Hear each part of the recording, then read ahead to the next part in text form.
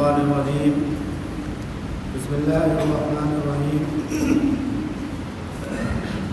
الف لام میم ذلك الكتاب لا ريب فيه هدى للمتقين الذين يؤمنون بالغيب ويقيمون الصلاة ومما رزقناهم ينفقون والذين يؤمنون بما أنزل إليك وما أنزل من قبلك وبالآخرة هم يوقنون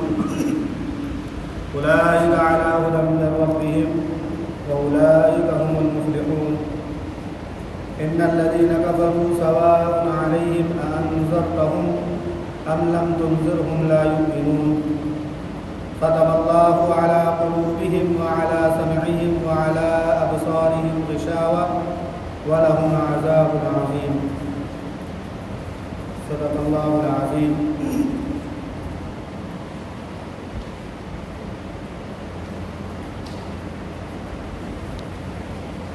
اس سے پہلے آپ حضرات کے سامنے سورہ فاتحہ کی تفسیر بیان کی گئی. سورہ فاتحہ قرآن کریم کا خلاصہ ہے. یہاں پر سورہ فاتحہ کے اندر اللہ رب العزت نے قرآن کریم کا پورا خلاصہ بیان کر دیا، یعنی اجمالی طور پر. اس کے اندر سورہ فاتحہ کے اندر 3 چیزیں بیان کی گئی. سب سے پہلی چیز اللہ رب العزت کی ربوبیت کو بیان کیا گیا، اور اس کے بعد اللہ ہی کی عبادت کی جائے اور وہی مستحق عبادت ہے، اس کے بارے میں بیان کیا گیا. اور جو تیسری چیز ہے طلب ہدایت، کہ اللہ رب العزت سے ہدایت کی طلب کرنا. اس کے بعد جو پورا قرآن ہے اس کے اندر اللہ تعالیٰ کی وحدانیت اور ربوبیت اور صرف اللہ ہی کی عبادت کی جائے اس کے بارے میں، اور تمام انسان اللہ رب العزت سے ہدایت کی طلب کرے، اسی کے بارے میں تمام قرآن میں بیان کیا گیا. تو اجمالی طور پر سورہ فاتحہ کے اندر تمام چیزوں کو مختصراً بیان کر دیا گیا. اس کے بعد ہی سورہ بقرہ کو شروع کیا گیا. سورہ بقرہ مدنی سورہ ہے اور اس کے اندر 286 آیتیں اور 40 رکوع ہیں. سورہ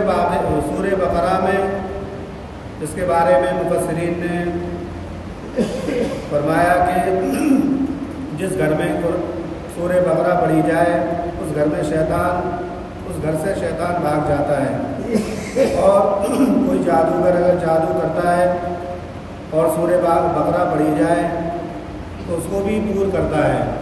یعنی سورہ بقرہ کی بہت زیادہ فضیلت آئی ہے، اور یہ قرآن کریم کی سب سے بڑی سورت ہے. سورہ بقرہ کے اندر بھی 3 مضمون کو بیان کیا گیا. شروع کی آیات کے اندر توحید ہے، رسالت ہے. درمیانی آیتوں کے اندر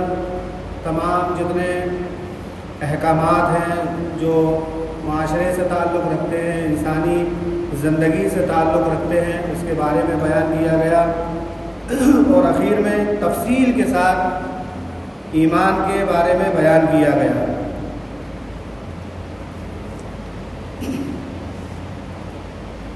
الف لام میم. اسی طریقے سے جتنے بھی قرآن کریم کے اندر یہ الفاظ آئے ہیں، الف لام میم، الف لام را، حامیم، حامیم عین سین قاف، اس طریقے کے جتنے صورتوں کے اندر جو حروف آئے ہیں ان کو حروف مقطعات کہتے ہیں. ان کے کیا معنی ہیں، کیا مفہوم ہے، سوائے اللہ رب العزت کے کوئی نہیں جانتا۔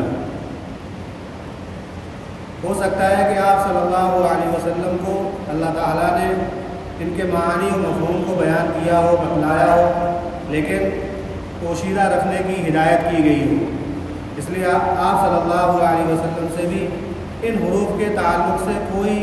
مفہوم یا معنی نہیں ملتے۔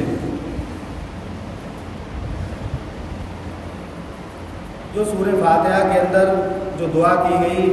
اہدنا الصراط المستقیم، کہ اللہ ہم کو صراط مستقیم کی ہدایت فرما، سیدھا راستہ دکھا، اسی کے بعد سورہ بقرہ میں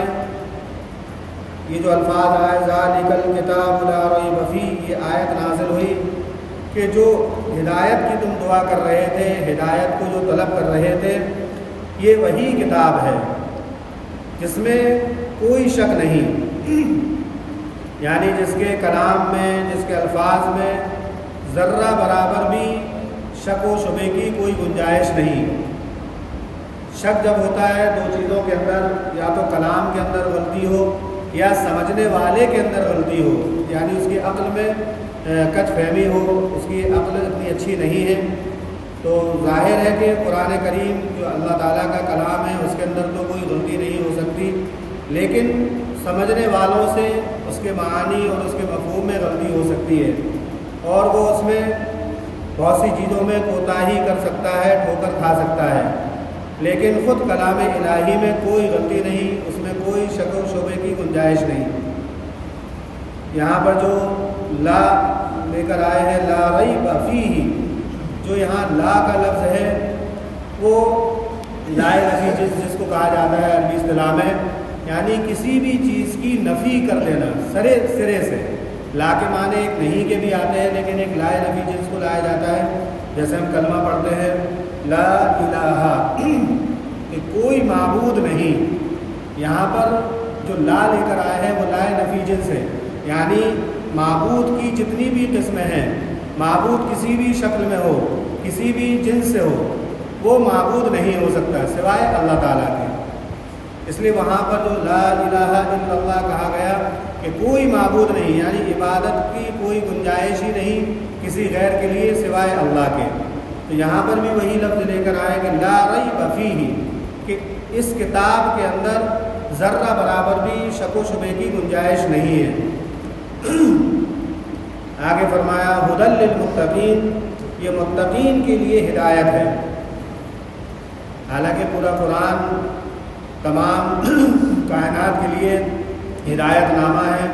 چاہے وہ انسان ہو، جنات ہو، چاہے وہ کسی بھی جن سے ہو، کوئی بھی مخلوقات ہو، تمام مخلوقات کے لیے ہدایت نامہ ہے۔ لیکن یہاں تخصیص کے ساتھ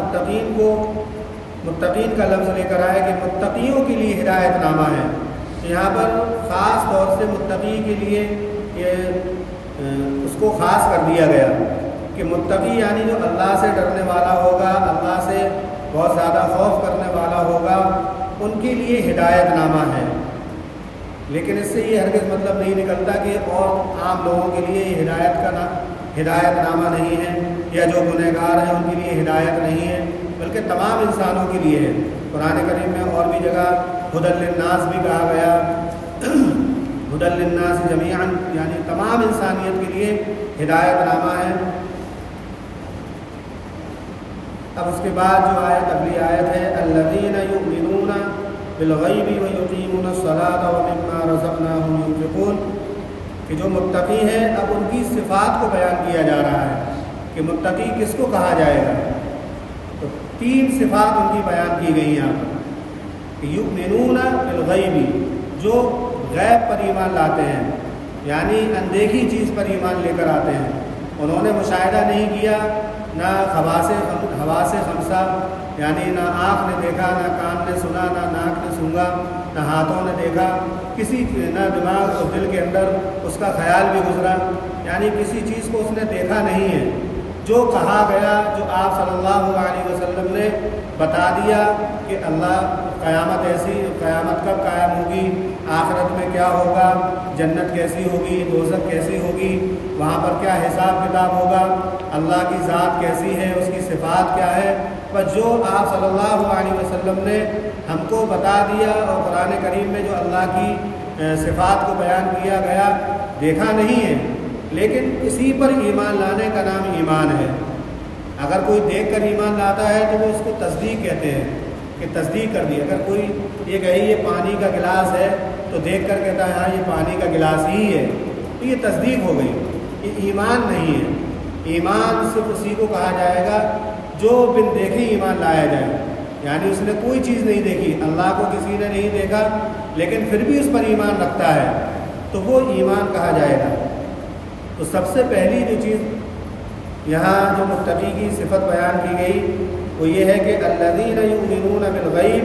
کہ وہ لوگ ہیں جو غیب پر ایمان لاتے ہیں، یعنی آپ صلی اللہ علیہ وسلم نے جو کچھ بتا دیا من وعن اس کو ماننا ہے، اس میں ہمیں یہ بھی نہیں سوچنا ہے کہ اس کے اندر کیا فائدہ ہے، کیا نقصان ہے، یہ ہمارے لیے کیا نفع بخش ہو سکتا ہے یا نہیں ہو سکتا ہے، اس میں ہمیں بغیر چو چرا کے اس کو مان لینا ہے۔ مثال کے طور پر آج جو سائنسی ترقی ہے اس کے اندر بہت سی جو ہم جو کام کرتے ہیں جن پر عمل کرتے ہیں، مثال کے طور پہ نماز کے اندر لوگوں نے بتایا، سائنٹسٹوں نے بتایا کہ اگر نماز پڑھتے ہیں تو اس میں ایکسرسائز ہوتی ہے، یہ ہوتا ہے، وضو کرنے سے یہ فوائد ہیں، اور بہت سی چیزوں کے اندر انہوں نے جو فوائد بتائے۔ تو اگر یہ دیکھ کر کوئی ایمان لاتا ہے کہ اس کے اندر یہ فائدے ہیں، پھر وہ ایمان لاتا ہے تو وہ ایمان معتبر نہیں ہے، کیونکہ جو صحابہ کرام جو ایمان لے کر آئے اس وقت یہ کوئی سائنس نہیں تھی، کسی کو نہیں معلوم تھا کہ وضو کرنے سے کیا ہوتا ہے، نماز پڑھنے سے کیا ہوتا ہے، روزے رکھنے سے ہم کو کیا فوائد پہنچیں گے، بلکہ وہ اس بات پر یقین لائے کہ آپ صلی اللہ علیہ وسلم نے ہم کو بتا دیا اور قرآن کریم میں اس کا حکم ہم کو دیا گیا۔ آج اگر کوئی یہ سوچ کر عمل کرتا ہے، دو فرق ہیں، اگر کوئی بیٹھ کر پانی پیتا ہے یہ سوچ کر کہ بیٹھ کر پانی پینے سے یہ فائدہ ہوتا ہے، گھٹنوں میں درد نہیں ہوگا، لیور ہمارا خراب نہیں ہوگا، تو کھڑے ہو کر اگر ہم پیتے ہیں تو گھٹنوں میں ہمارا درد ہو سکتا ہے، لیور ہمارا خراب ہو سکتا ہے، یعنی سائنس پر جب اس کو دیکھتے مشاہدہ کرتے ہوئے اگر کوئی اس چیز کرتا ہے تو اس پر اس کو ثواب نہیں ہے۔ پھر ثواب کب ملے گا کہ آپ صلی اللہ علیہ وسلم کی یہ سنت ہے، آپ صلی اللہ علیہ وسلم نے فرمایا کہ بیٹھ کر پانی پیو، اب وہ نقصان ہے یا نفع ہے وہ ہمیں بعد میں پتہ چل رہا ہے، لیکن صحابہ کرام کے دور میں دیکھیں تو جو صحابہ کرام ایمان لائے اس وقت ان کو نہیں معلوم تھا کہ بیٹھ کر پانی پینے کے کیا فوائد ہیں، اور آج بھی ہم جن چیزوں پر عمل کرتے ہیں بہت سی چیزوں کی ابھی خلاصہ سائنس نے نہیں کیا، آگے چل کر کریں گے تو یہ نہیں ہوگا کہ ہم آج اس چیز کو چھوڑ دیں کہ ابھی ہم کو فوائد نہیں مل رہے ہیں، ابھی فائدہ ہمیں معلوم نہیں ہے کہ یہ کرنے سے ہمیں یہ فائدہ ہوگا، تو آئندہ ہم جب پتہ چلے گا تب ہم اس چیز کو کریں گے، بلکہ ہم کو ایمان لے کر آنا ہے کہ جو اللہ نے ہم کو بتایا ہے، آپ صلی اللہ علیہ وسلم نے جو ہم کو جو طریقہ ہم کو بتایا ہے ہمیں اس طریقے سے کام کرنا ہے، سمجھ میں آئے یا نہ آئے، اس میں فائدہ ہم کو دکھے یا نہ دکھے، اس کا نام ایمان ہے۔ دوسری صفت کو بیان کیا وَيُقِيمُونَ الصَّلَاةَ، اور وہ نماز کو قائم کرتے ہیں۔ یہاں پر قائم کرنے سے مراد نماز پڑھنا ہے، لیکن اس کے ساتھ ہی اس کے تمام خشوع خضوع کے ساتھ، یعنی جو اس کے واجبات ہیں، جو اس کی سنتیں ہیں، جو اس کے مستحبات ہیں، ان تمام چیزوں کی رعایت کرتے ہوئے، اور قرآن میں نماز کے اندر ہم کو قرآن کیسے پڑھنا ہے، اس کی قرأت کیسی ہو، پورے تلفظ کے ساتھ، پورے قرآن کی صحیح تصحیح کے ساتھ جب انسان نماز پڑھتا ہے تو اس کو کہا جائے گا کہ قائم کرنا، صرف یہ نہیں کہ بے وقت نماز پڑھ رہے ہیں، کچھ یاد بھی نہیں، کچھ آتا بھی نہیں، سیکھنے کی کوشش بھی نہیں کی اور اٹھک بیٹھک لگانا شروع کر دیے، نہ رکوع کے اندر خشوع ہے، نہ سجدے کے اندر خشوع ہے، نہ اس کے اندر کچھ پڑھا جا رہا ہے، یا الٹے سیدھے جو طریقہ ہے کہ رکوع کے اندر کتنا جھکنا ہے، سجدے میں ہمیں کیسے جانا ہے، یہ تمام چیزیں خشوع خضوع کہلاتی ہیں۔ ان تمام چیزوں کی رعایت کرتے ہوئے جو نماز پڑھتے ہیں تو ان کی وہ نماز قابل قبول ہوتی ہے۔ اور اللہ تعالیٰ اس کی قبولیت، اس کی نمازوں کو اللہ قبولیت سے سرفراز فرماتا ہے۔ اس لیے یہاں پر متقی کی جو صفت کو بیان کیا کہ وہ نماز کو قائم کرتے ہیں، نماز پڑھتے نہیں بلکہ قائم کرتے ہیں، یعنی وقت پر قائم کرتے ہیں۔ ظہر کا نماز جیسے ہی وقت ہوا فوراً اس نے نماز پڑھی، یہ نہیں کہ ٹال کر پڑھ رہا ہے یا اس کے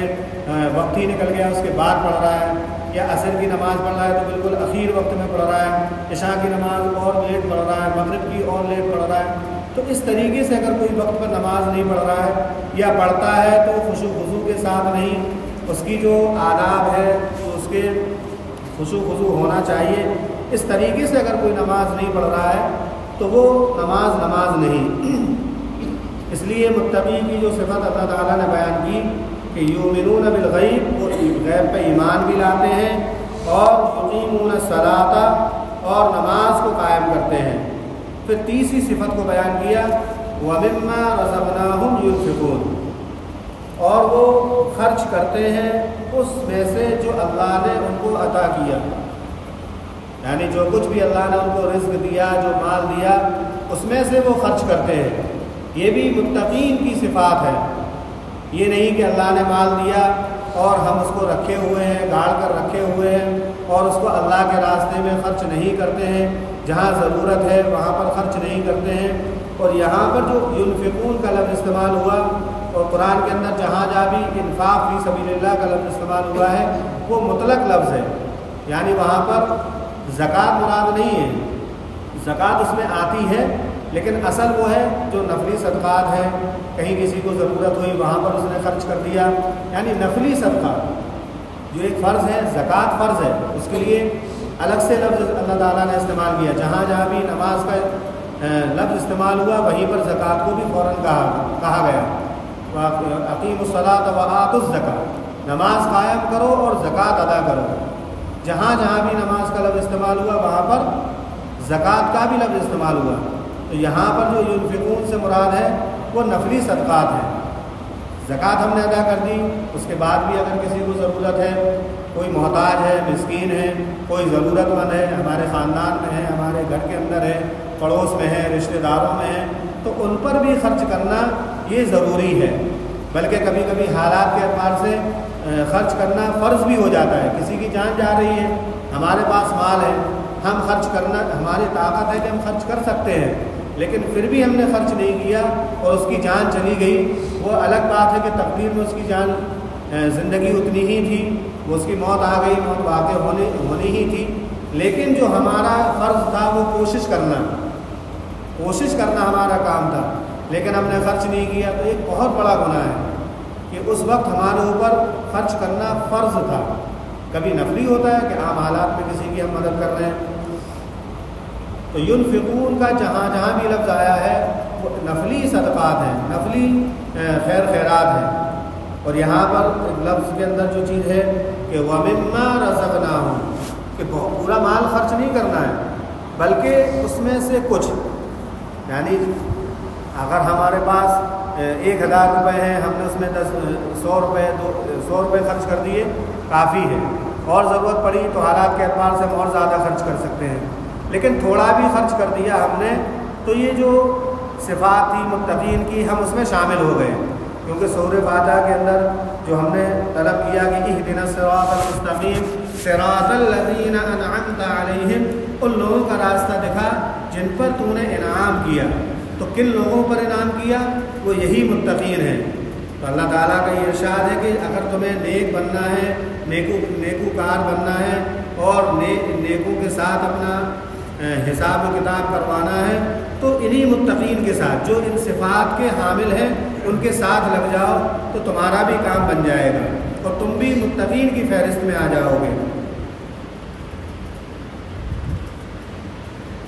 اور یہ ہمیں ہمیشہ یہ خیال کرنا چاہیے کہ جو کچھ اللہ نے ہم کو عطا کیا وہ اللہ کی امانت ہے۔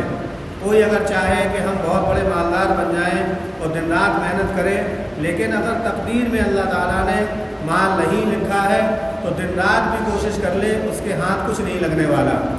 اور اگر اللہ نے تقدیر میں اس کے مال لکھا ہے تو پوری دنیا اس کے ساتھ لگ جائے کہ اس کے مال کو کم کر دے یا اس کے پورے مال کو ضائع کر دے تو نہیں کر سکتے۔ یا اس تک مال نہ پہنچے، ایسا نہیں ہو سکتا۔ تو یہ اللہ کی عطا کردہ چیز ہے، ہم جتنا خرچ کریں گے، ابھی سورہ بقرہ کی تیسرے پارے کے اندر بھی بہت سی آیات انفاق فی سبیل اللہ یعنی اللہ کے راستے میں خرچ کرنے کے لیے بہت ہی تفصیل کے ساتھ بیان کی گئی کہ اگر 1 روپیہ کوئی خرچ کرتا ہے تو اللہ تعالیٰ اس کے بدلے میں 700 نیکیاں دیتا ہے، اور اس کے بعد بھی بتایا کہ 700 سے زیادہ بھی بڑھ سکتی ہیں، وہ اس کے اخلاص پر منحصر ہے کہ جتنا اس کے اندر اخلاص ہوگا اور جتنا اللہ کے ذات کے لیے خرچ کرے گا، کسی کو دکھانے کے لیے نہیں، ریاکاری کے لیے نہیں، بلکہ اللہ ہی کے لیے خرچ کرتا ہے، تو اللہ تعالیٰ اس میں اضافہ کرتا چلا جاتا ہے، اور دنیا کے اندر اس کو مال و متاع بھی دیتا ہے، اس کا بدلہ بھی اس کو دنیا میں ملے یا نہ ملے لیکن آخرت میں ملے گا۔ جب آخرت کے اندر انسان اپنے اعمال کو دیکھے گا اور اب جو اس نے مال خرچ کیا تھا اس کی نیکیوں کو دیکھے گا تو وہ حسرت کرے گا کہ ایک بار اللہ تعالیٰ ہم کو پھر دنیا کے اندر بھیج دے، اور تاکہ میں اگر کاش کہ میں جو کچھ میرے پاس مال تھا وہ سب میں اس کو قربان کر دیتا، یعنی اللہ کے راستے میں خرچ کر دیتا۔ یہ 3 صفات جو بیان کی گئی، اب اس میں یہ بات ذہن میں آتی ہے کہ صرف یہ 3 ہی چیزیں ہیں، یعنی صرف نماز کا ذکر کیا گیا،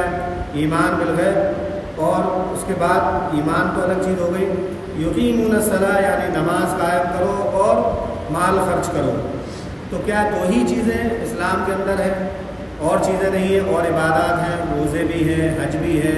عمرہ بھی ہے، قربانیاں بھی ہیں، اور بھی بہت سی عبادات ہیں، ان کا ذکر اس میں کیسے ہو سکتا ہے؟ تو جو عبادات ہیں ان کا محور 2 چیزیں ہیں، یعنی انسان جو عبادت کرتا ہے یا تو بدنی عبادت ہوگی یا مالی عبادت ہوگی، یعنی ایک بدن سے عبادت کرتا ہے، نماز پڑھتا ہے، یہ بدنی عبادت ہے، روزے رکھتا ہے، یہ بھی بدنی عبادت ہے، اور اس کے علاوہ اور بھی جو عبادتیں کرتا ہے اس میں بھی بدنی عبادتیں ہوتی ہیں، اور کچھ عبادت ہیں جو مالی ہیں، جیسے حج کرتا ہے اس میں مال بھی خرچ ہوتا ہے اور بدن بھی ہوتا ہے، دونوں چیزیں لگتی ہیں۔ اسی طریقے سے زکوٰۃ وہ بھی عبادت ہے جو پورا کا پورا مالی عبادت ہے۔ تو ان 2 چیزوں میں پوری چیزیں آ گئی، یعنی نماز افضل ترین عبادت ہے، اس لیے اس کا ذکر کیا گیا کہ نماز قائم کرو۔ اب اس کے بعد جتنی بھی بدنی عبادت ہے وہ اس میں سب شامل ہیں، لیکن افضل ترین جو عبادت تھی یعنی نماز، اس کو ذکر کر دیا گیا، اور اسی کے ضمن میں تمام بدنی عبادتیں آ گئیں۔ اور مالی عبادت میں ينفقون یعنی زکوٰۃ بھی ہے، صدقات بھی ہیں، خیرات بھی ہیں، اور حج کے اندر جو خرچ کرتے ہیں وہ بھی ہیں، تمام چیزیں اس کے اندر شامل ہو گئیں۔ تو دونوں چیزوں کے اندر یعنی اجمالی طور پر یہاں بیان کیا، لیکن دونوں چیزوں میں بدنی عبادت بھی آ گئی اور مالی عبادت بھی آ گئی۔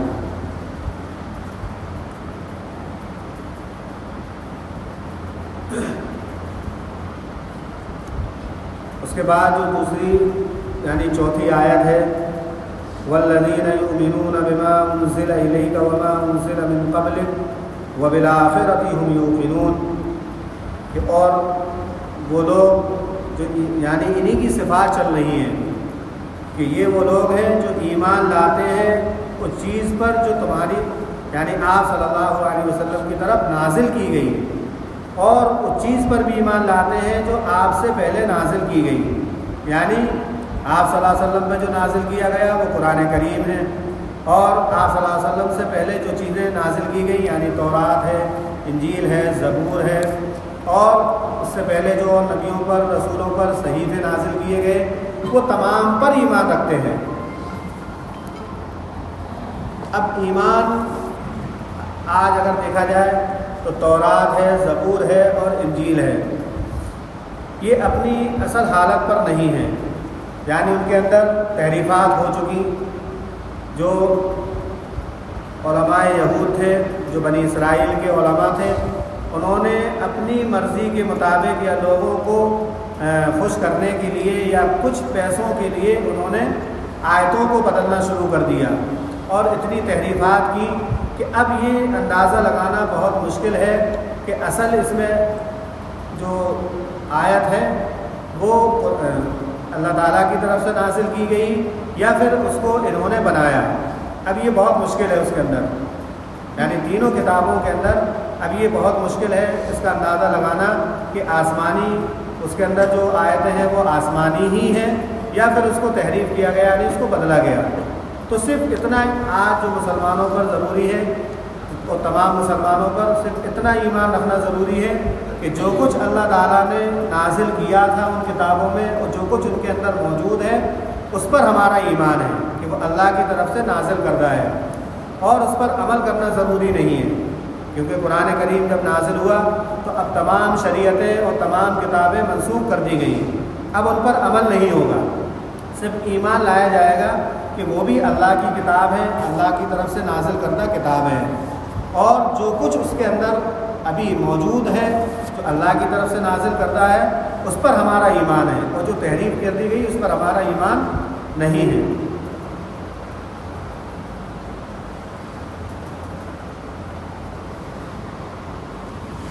اور جو آخری جو چیز ہے وہ بالآخرۃ ہم یوقنون،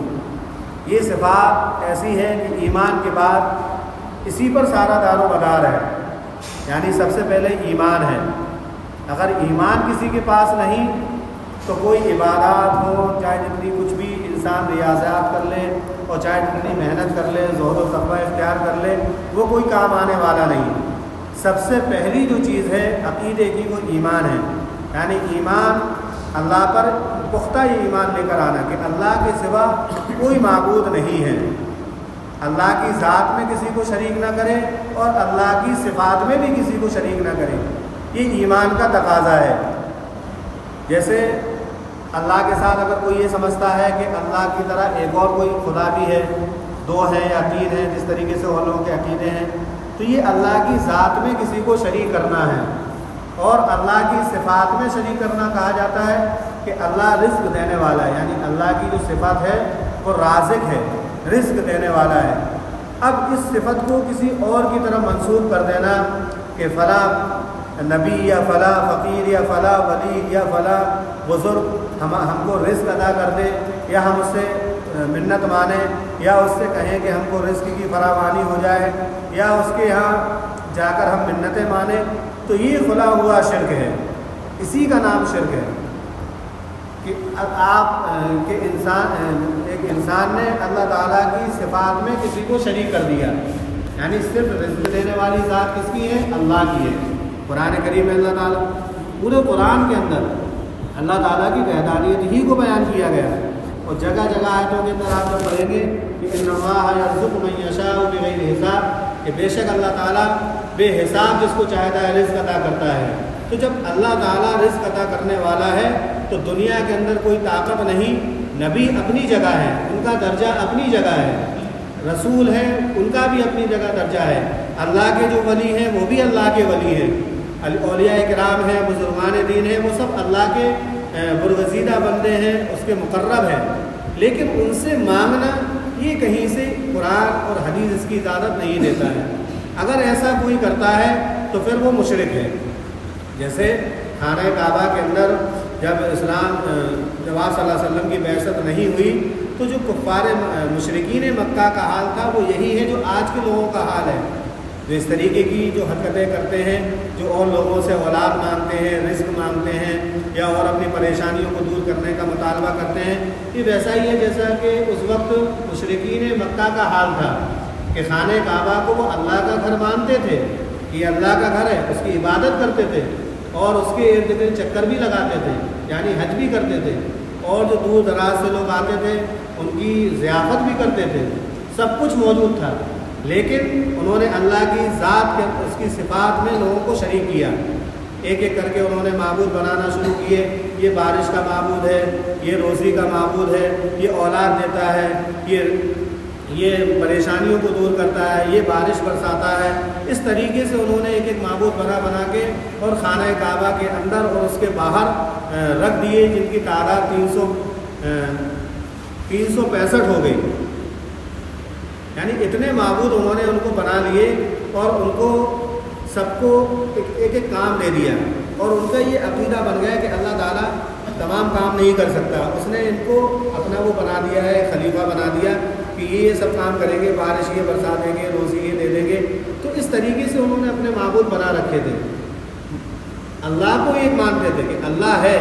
جیسے آج بھی اگر وہ اس طریقے کے کام کرتے ہیں، جب آپ ان سے پوچھیں گے کہ اللہ ہے، وہ کہیں گے ہاں اللہ ہے، نماز بھی پڑھ رہے ہیں، روزے بھی رکھتے ہیں، اللہ ہی کے لیے رکھتے ہیں، سب چیز کرتے ہیں، لیکن اس کی صفات کے اندر دوسروں کو شریک کرتے ہیں.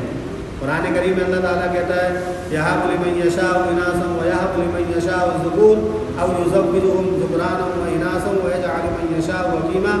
کہ جو لوگ اولاد مانگتے ہیں کسی اور سے، تو اللہ تعالیٰ قرآن کریم میں کہتا ہے کہ جس کو میں چاہتا ہوں لڑکیاں دیتا ہوں، جس کو چاہتا ہوں لڑکے دیتا ہوں، اور جس کو چاہتا ہوں دونوں دیتا ہوں، یعنی لڑکے بھی دیتا ہوں لڑکی بھی دیتا ہوں، اور جس کو چاہتا ہوں وَيَجْعَلُ مَن يَشَاءُ عَقِيمًا، کہ جس کو چاہتا ہوں بانجھ بنا دیتا ہوں، یعنی اس کو کچھ نہیں دیتا. جب قرآن کریم میں اللہ تعالیٰ نے صاف طور پر یہ کہہ دیا کہ اگر میں چاہوں اولاد دوں، اگر میں چاہوں تو اولاد نہیں دے، کسی کوئی کی طاقت نہیں ہے پوری کائنات کے اندر کسی کو اولاد دے دے، تو پھر ہمارا کسی کے سامنے سر جھکا کر وہ ماتھا پٹک کے کسی سے مانگنا یہ کہاں سے درست ہو سکتا ہے. اس لیے کہا گیا ہے جو قرآن کریم کو سمجھ کے پڑھتا ہے، اس کے ترجمے کے ساتھ پڑھتا ہے، تو وہ ہو سکتا ہے کہ وہ اور گناہ تو کر سکتا ہے، شراب بھی پی سکتا ہے اور چوری بھی کر سکتا ہے، فاسق و فاجر بھی ہو سکتا ہے، لیکن وہ کبھی مشرک نہیں ہو سکتا. جو قرآن کو پڑھتا ہے تو سمجھ کے پڑھتا ہے، ترجمے کے ساتھ پڑھتا ہے، یا سنتا ہے لوگوں سے، مفسرین سے سنتا ہے، تو اس کا یہ ضرور ہے کہ وہ مشرک نہیں ہوگا. کبھی اللہ کی ذات و صفات کے ساتھ وہ شرک نہیں کر سکتا، اور گناہ اس سے سرزد ہو سکتے ہیں. لیکن جس نے قرآن کو نہیں پڑھا یا نہیں سنا یا نہیں سمجھا، تو وہ سیدھا شرک کے اندر سب سے پہلے جاتا ہے. اور جہاں شرک کے اندر گیا اور عقیدہ اس کا درست نہیں ہوا، تو نہ اس کی نماز قابل قبول ہے، نہ روزے ہے، نہ حج ہے، نہ زکوٰۃ ہے. ہزاروں بار وہ زکوٰتیں دے لے، چاہے جتنے بار وہ روزے رکھ لے، زندگی گزار دے وہ اپنی عبادت میں، لیکن اللہ کے سوا کسی اور کا دل میں خیال آنا یا اس کی ذات و صفات کے ساتھ کسی کو شریک کرنا، یہ پھر ایک ایسی چیز ہوتی ہے کہ اس کے بعد پھر کوئی اس کے اعمال قبول نہیں ہوتے ہیں. قرآن کریم میں اللہ تعالیٰ نے فرمایا ان اللہ لا یغفر ان یشرک بہ ویغفر ما دون ذلک لمن یشاء، کہ بے شک اللہ تعالیٰ شرک کے علاوہ تمام گناہوں کو معاف کر دے گا، کتنے بھی گناہ ہوں، ما دون ذلک لمن یشاء، جس کے لیے چاہے گا. اس کے علاوہ شرک کے علاوہ جتنے بھی گناہ کرائے، چاہے وہ آسمان و زمین کو گناہوں سے بھر دے، چاہے وہ سمندر کے قطروں کو زمین کے ذرات کے برابر گناہ کر لے اور خلاؤں کے درمیان پورا بھر دے، اللہ تعالیٰ اس کو بھی معاف کر دے گا.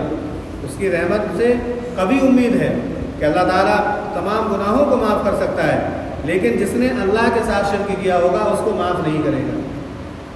کیونکہ اس میں اللہ تعالیٰ کی اتنی غیرت جوش میں آتی ہے، کیونکہ اللہ تعالیٰ سب سے زیادہ غیور ہے. مثال کے طور پر اگر کسی کی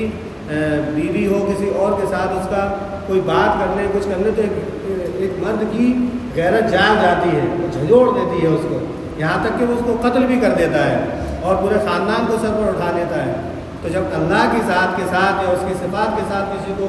شریک کیا جاتا ہے، تو اللہ کے جو ایک جلال ہوتا ہے، جو اس کے اندر جو قہاریت ہے، وہ جوش میں آتی ہے، تو انسان کی سمجھ لو دنیا بھی برباد ہوتی ہے اور آخرت بھی برباد ہوتی ہے. تو اس کا سب سے زیادہ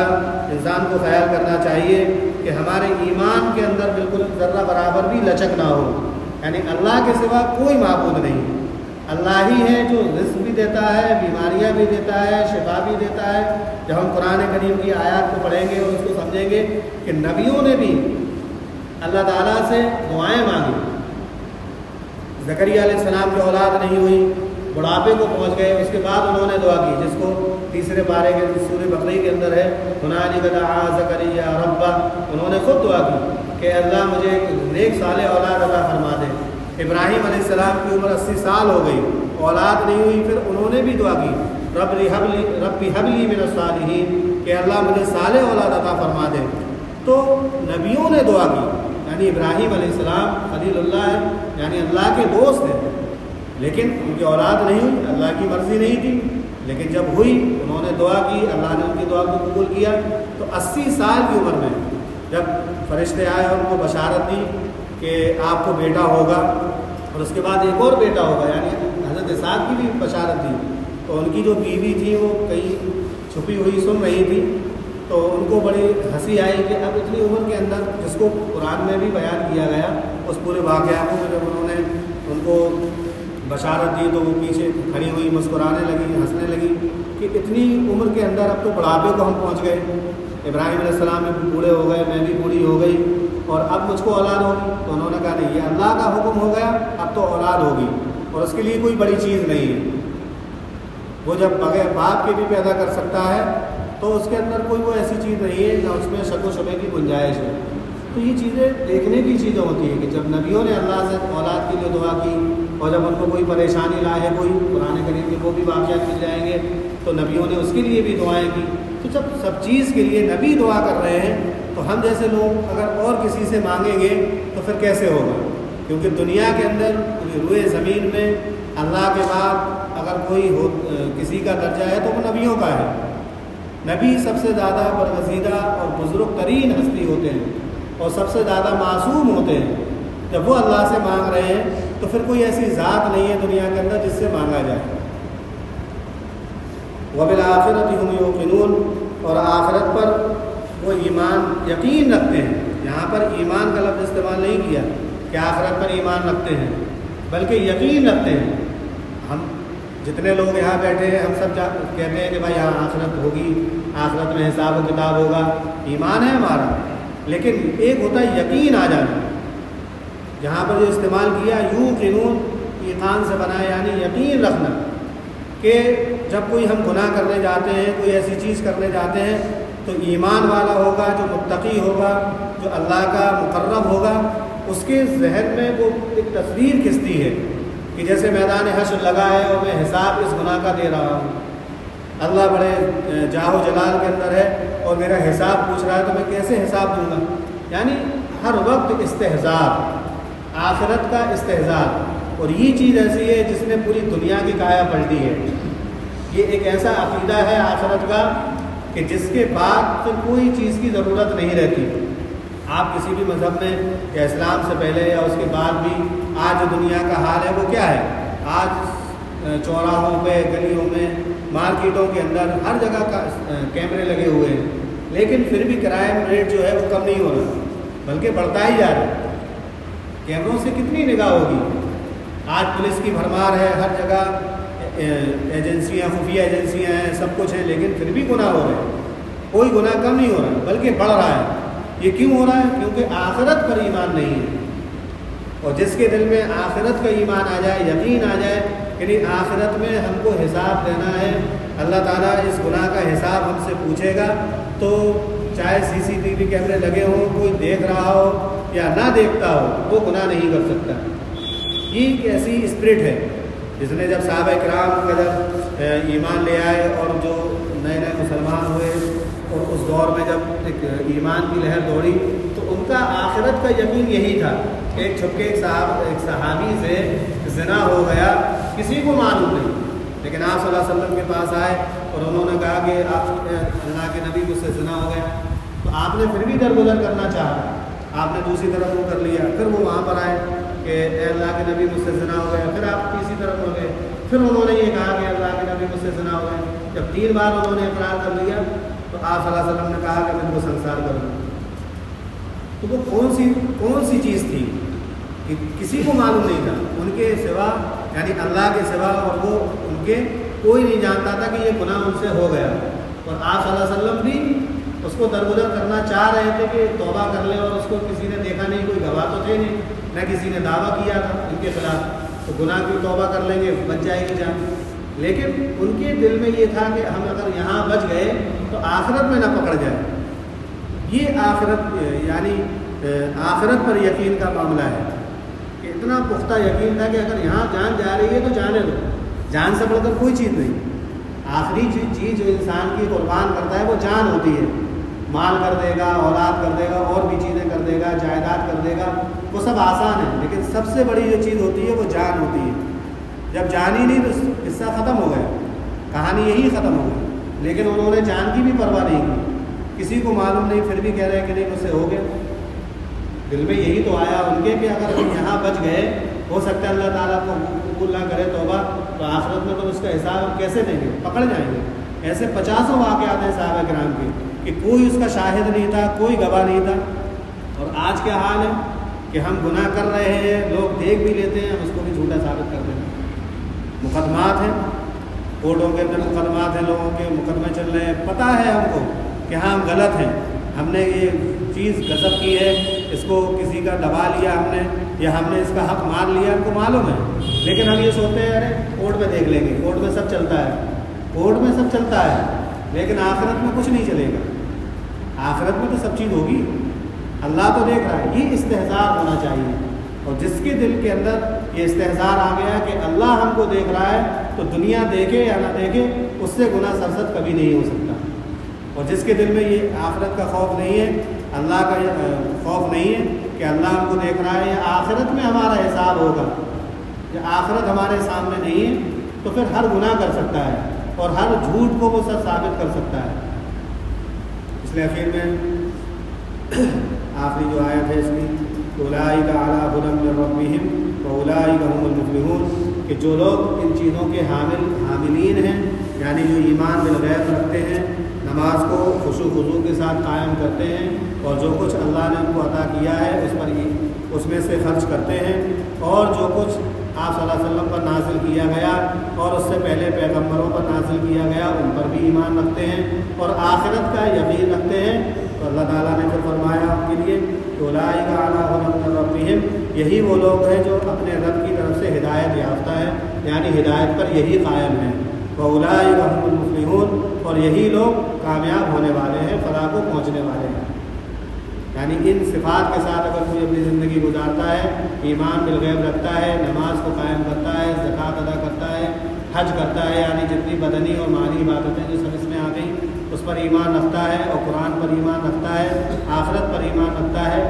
تو یہ تمام صفات کے ساتھ جو اپنی زندگی گزارتا ہے تو وہی ہدایت پر ہے اور وہی کامیاب ہے۔ اور جو لوگ اس راستے سے ہٹتے ہیں اس کے آگے اللہ تعالیٰ نے اور آیتوں کا ذکر کیا ہے۔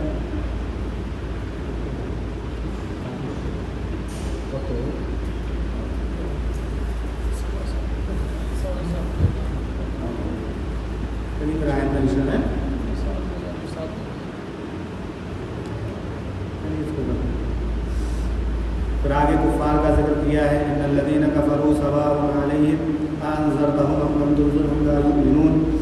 کہ بے شک وہ لوگ جنہوں نے کفر اختیار کیا، سواء علیہم برابر ہے ان پر کہ آپ ان کو ڈرائیں یا نہ ڈرائیں،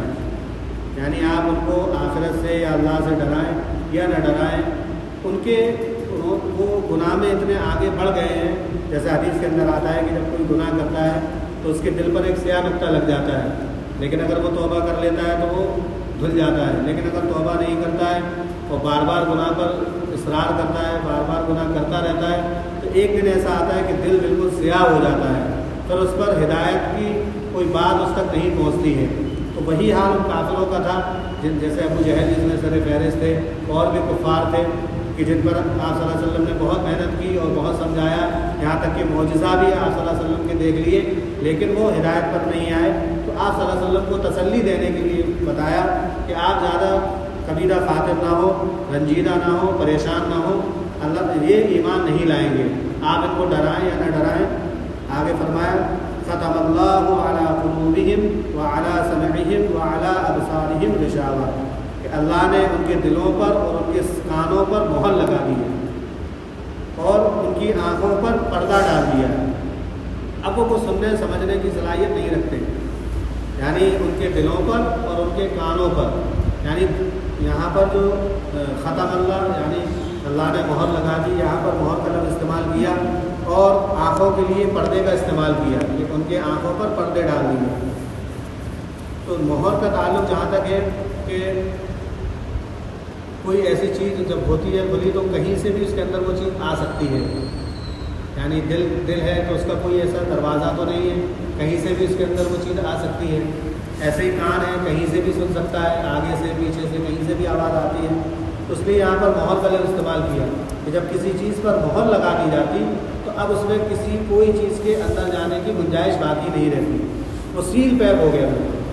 यानी जो चीज़ सील पैक होती है उसके अंदर एयर कोई चीज़ नहीं जा सकती, तो ऐसे ही उनके दिल और उनके कान बिल्कुल सील पैक हो चुके हैं, यानी उन पर मोहर लगा दी गई है और आँखों पर पर्दे डाल दिए। यानी इंसान